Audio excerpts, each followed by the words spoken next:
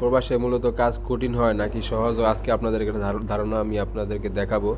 আমি যে একটা এই হিল টিপ মারতাছি, এটার ওজনই মনে করেন কি 4 থেকে 6 কেজির মধ্যে আছে, 4-5 কেজির মধ্যে আছে। এইটার দিয়া জোরে প্রেশার করলে আর কি আমি যেটা ভাঙতাছি এটা হচ্ছে কি পাথরের কনক্রিটটা, এটা বহুত মজবুত।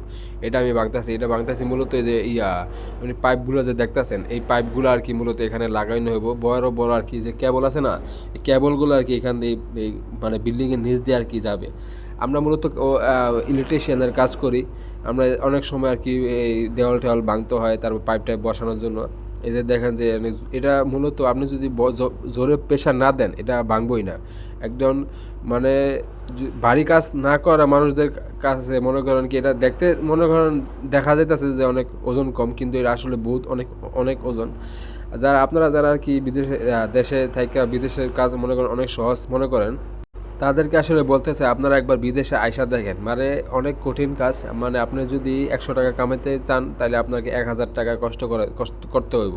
কারণ 1000 টাকার কষ্ট করলে আপনার কোম্পানি আপনাকে 100 টাকা দিব। মানে আপনাকে সেজন্য আর কি মূলত প্রবাসের মানুষেরা অনেক হিসাব নিকাশ করে টাকা খরচ করে, কারণ এই টাকাটা মূলত অনেক কষ্ট করে আর কি মূলত ইনকাম করে। আজকের ভিডিও এই পর্যন্ত। আমার নতুন প্রবাসের আরও কাজের ভিডিও দেখার জন্য আমার চ্যানেলের সাথেই থাকবেন।